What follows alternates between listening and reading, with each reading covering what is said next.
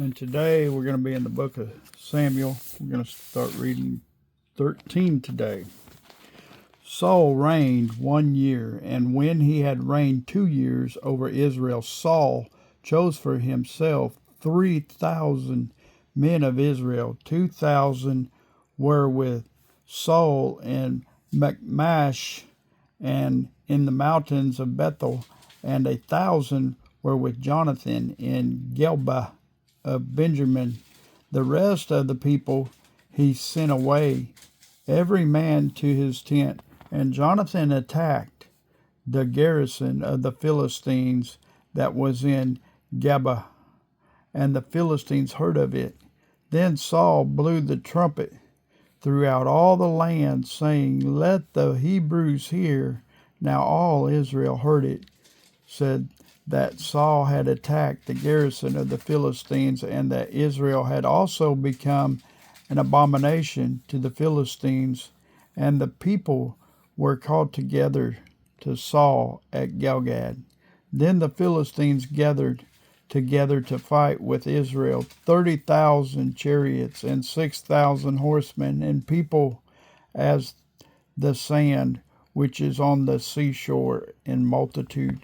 And they came up and encamped in Michmash to the east of Beth Haven. When men of Israel saw that they were in danger, for the people were distressed, then the people hid in caves and thickets, in rocks and holes, and in pits. And some of the Hebrews crossed over the Jordan to the land of Gad and Gilead. For as for Saul, he was still in Gilgal, and all the people followed him trembling. Then he went 7 days according to the time set by Samuel. But Samuel did not come to Gilgal, and the people were scattered from him. So Saul said, "Bring a burnt offering and peace offering here to me." And he offered the burnt offering.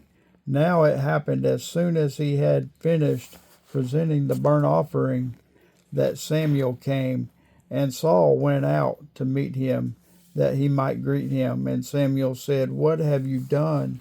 Saul said, "When I saw that the people were scattered from me, and that you did not come within the days appointed, and that the Philistines gathered together at Michmash, then I said, the Philistines will now come down on me at Gilgal, and I have not made supplication to the Lord.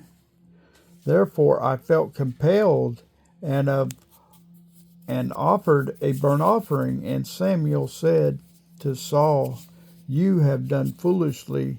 You have not kept the commandment of the Lord your God, which he commanded you. For now the Lord would have established your kingdom over Israel forever, but now your kingdom shall not continue.